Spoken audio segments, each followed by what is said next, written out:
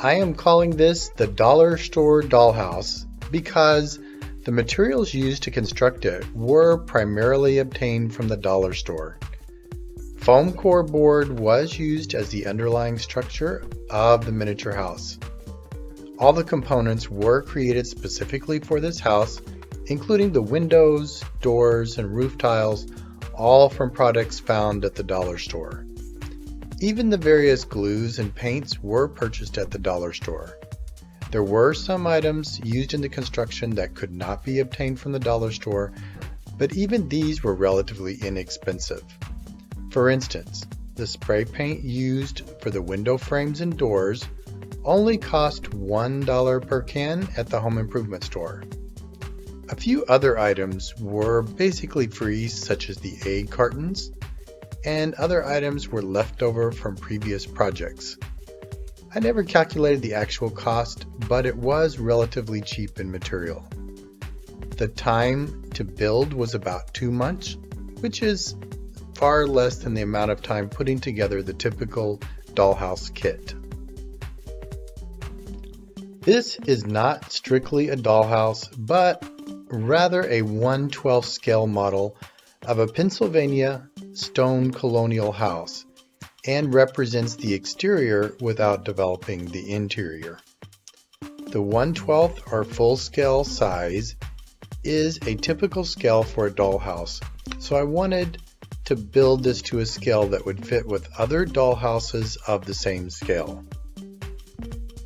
As soon as I finished the build, I knew I wanted to position this with a couple of other dollhouses in the stair landing. I did not have any more fixed shelving, so I installed a shelf in the overhead area of the stairs. Also, since this is not really a dollhouse, I decided to create enclosed walls on all sides of the exterior and made the front and back identical, thus furthering the symmetry. The construction was designed so that the roof is removable and there are 2 holes on the bottom. I wanted to be able to illuminate the structure with some type of low voltage lighting in the future, so I needed access to the interior. I had the idea of creating this type of house long before I ever began. Originally, I expected to start with a colonial dollhouse kit, but did not find exactly what I wanted, so I attempted to build my own model. I had never designed and built a model house on my own, but if this did not work, I would have reverted back to building this with a kit. I browsed images of actual stone houses, found mostly in Bucks County, Pennsylvania as inspiration. No one house was used as the muse, but the result is a composite of many homes and the ideal stone colonial that I had in my mind.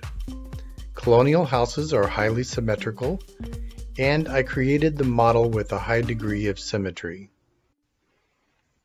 I will later provide more detailed videos of the construction process, but I figured things out as I went along. I found some online tutorials using egg cartons to create the faux stone facade, so I started saving up all the egg cartons for several months, not knowing if I was even going to build the house. When I did start the build, I'm really glad I saved so many egg cartons, since it took approximately 16 egg cartons to cover the exterior. I found some more information about building scale models with foam core and thought I could build the house this way. The design is not too complex and the foam core is relatively easy to work with.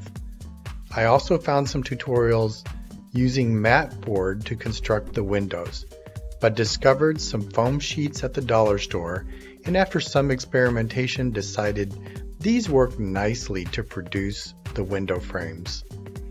Additionally, I was able to produce the roof tiles with the same foam sheets, and I estimated there are about 2,000 individual tiles on the roof, which took 3 packages of foam sheets. Not bad for $3, just time consuming. Thanks for watching.